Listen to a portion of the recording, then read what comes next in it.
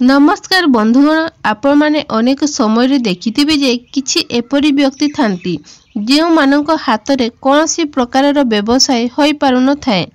सेमानक हाथ रे केबे भी अर्थ संचय होई रहि न थाए किंबा जेते रोजगार कले मध्य ता कोनोसी ना कोनोसी बाटरे खर्च होई जाई थाए किंबा एमिति भी होई थाए कि सेमाने रोजगार करिबा पई तांको पाखरे कोनोसी बाट न थाए किंबा सेमाने जदि किछि भी क्षेत्र रे कार्यरत थांती सेथिरे सेमानंकु सेतिकी सफलता मिलि न थाए जेतिकी मिलिबा कथा। एवं आपण माने तो जानिथिबे जे आजिर जुगरे टंका बिना मनीष बंचिबा असंभव अटे, कारण प्रत्येक क्षेत्र रे मनीष को बंचिबा पई हेले ताकू प्रचुर अर्थर आवश्यकता होई थाए। तेबे आजिर एही भिडियो रे लाली लंका को नै मु एपरी एक उपाय कहिबाकू जाउछि जे उपाय को पालन करिवा द्वारा आपनक जीवन रे थिबा समस्त समस्या गुडी को समाधान होई जिवो।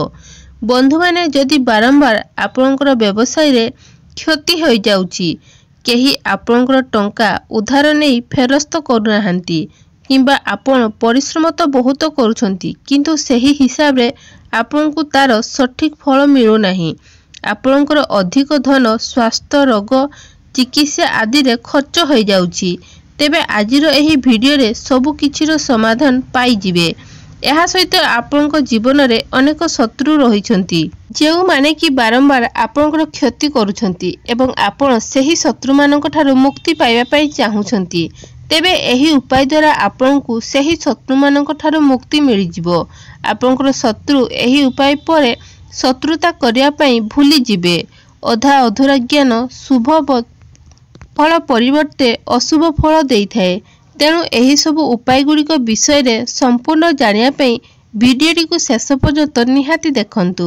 वीडियो को लाइक करी चैनल को निहाती सब्सक्राइब करी नियंतु एवं कमेंट बॉक्स रे भक्ति एवं श्रद्धार सहित जय मां लक्ष्मी निश्चय लिखंतु। बंधु माने एही लाली लंका को आमे निजर खाद्यर स्वाद बढ़ाया पई व्यवहार करिथाउ, किंतु आपण मानक भितरे 99% लोकंकु एहा जणा न थाए जे खाद्यर स्वाद बढ़ेबा सह एही लंका आमकु अनेक गुड़ाए लाभ देई पारिबो, धन संबंधी समस्यारु आमकु मुक्ति देई पारिबो एवं शत्रु मानक ठारू मध्य मुक्ति देई पारिबो। मात्र सेतिपे आमकु एही लाली लंका को नै किछि विशेष उपाय करिबाकू पड़िबो, जहा द्वारा आमकु एही लाल रंगर लंका शुभ परिणाम देखिबाकू मिलिबो।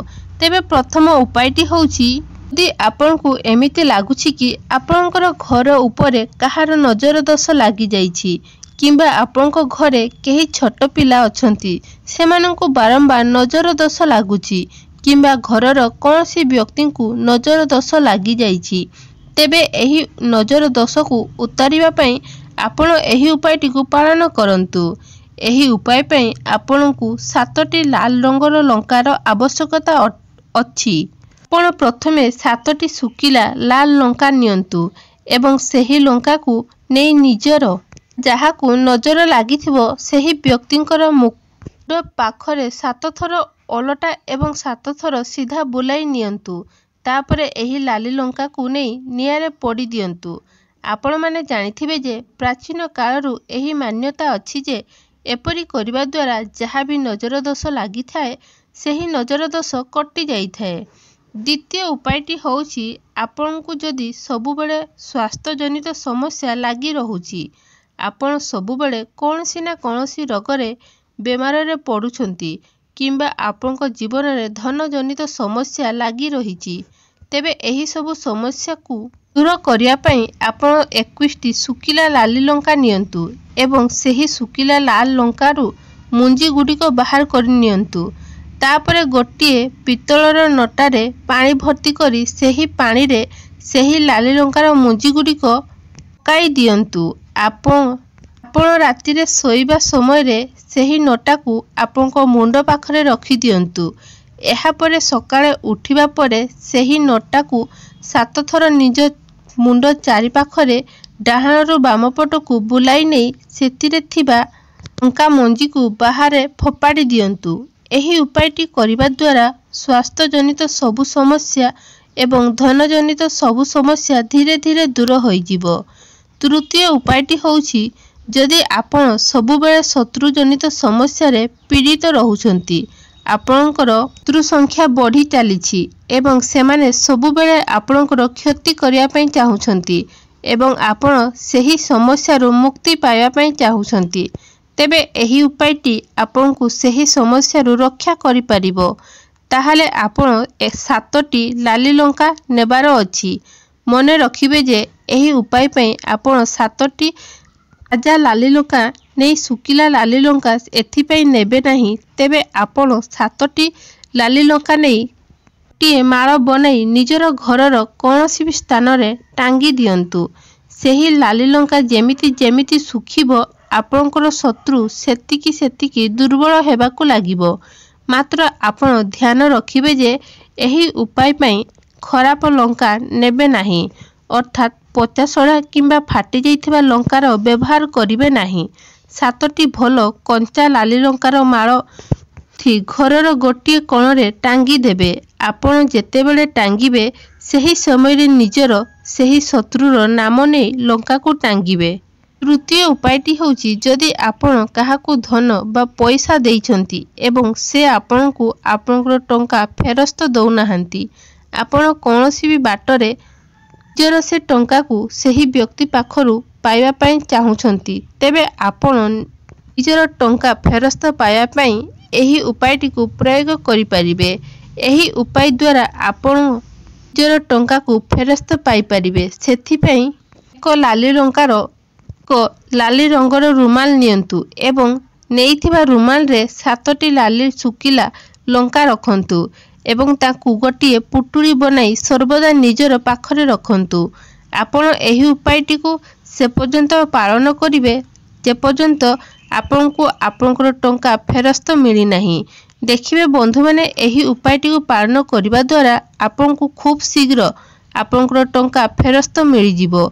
एहा व्यतीत जदि आपनकर पिला कोनोसी इंटरव्यू किंबा परीक्षा देवा पई जाउछंती, तेबे आपण बापा माँ हिसाब रे निजर पिलार उन्नति पई एवं सफलता पई एही उपायटी को पालन करि परिबे। तेबे जेतेबेले आपण मानकर पिला माने कोनोसी चाकरी पई इंटरव्यू बा परीक्षा देवा पई जाउछंती, तेबे सेमान जिबा पूर्वरु आपण निजर मुख्य द्वार पाखरे एक लाली लंका रखंतु। सेमाने जिबा समय सही लाली लंकाटी को पादरे माड़ी आगो को जीवे। एपरी करिबा द्वारा पिला मानकर नजर परीक्षा रे एवं इंटरव्यू रे सफलता प्राप्ति होइथाए। जदि बारंबार आपण निजर व्यवसाय रे जदि क्षति होउची, जेते चेष्टा कले मध्य व्यवसाय रे आपण को लाभ प्राप्त होउ नाही, तेबे एही उपायटी को करिबा द्वारा आपनकर व्यवसायटी भल भाबरे चलिबो एवं आपनकू आपनकर चाहिबा अनुसार लाभ प्राप्त होबो। तेबे सेथिपई आपनकू 3टी माटीर दीपर आवश्यकता रहिछि। आपण 3टी माटीर दीप आनिबे एवं हलदिया सरिष, कला राशि, गोटा धनिया एवं किछि लुण आदि सेही दीपरे रखंतु। मने रखिबे एही सबु जिनिस अति आवश्यकता अछि। एही सबु जिनिस को सेही दीपरे रखि दियंतु। तापरे सेही दीपरे गोटिए लाली सुकिला लंका रखी जेउ स्थान रे आपण व्यवसाय करंती सेही स्थान रे ताहाकू जळाई दियंतु।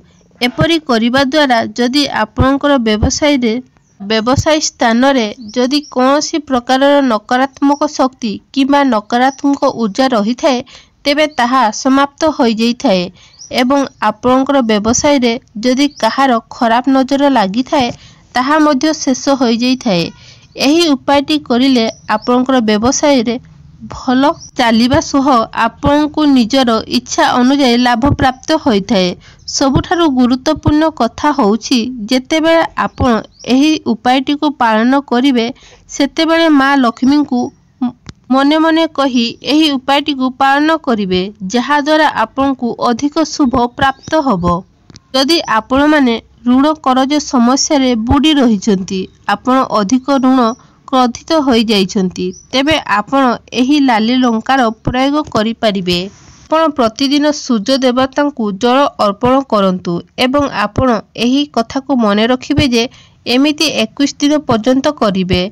आपण ସକାଳୁ ଉଠି ସ୍ନାନ କାର୍ଯ୍ୟ କରିସାରି ସୂର୍ଯ୍ୟ ଦେବତାଙ୍କୁ ଜଳ ଚଢ଼ାଇବା ପାଇଁ ଯେଉଁ ନଟାରେ ପାଣି ନେବେ ସେଥିରେ 21ଟି ଶୁଖିଲା ଲଙ୍କାର ମଞ୍ଜି ପକାଇ ଦେବେ। ମନେ ରଖନ୍ତୁ 21ଟି ଲାଲି ଲଙ୍କା ମଞ୍ଜିର ଏହି ଉପାୟ ପାଇଁ ବ୍ୟବହାର କରନ୍ତୁ ଏବଂ ସେହି ଜଳକୁ ସୂର୍ଯ୍ୟ ଦେବତାଙ୍କୁ ଅର୍ପଣ କରନ୍ତୁ ଏବଂ ଜଳ ଟେକି ସାରିଲା ପରେ ଆପଣ ସୂର୍ଯ୍ୟ ଦେବତାଙ୍କ ନିକଟରେ ପ୍ରାର୍ଥନା କରନ୍ତୁ ଯେ କେମିତି ଆପଣ ଶୀଘ୍ର ଋଣମୁକ୍ତ ହୋଇଯିବେ।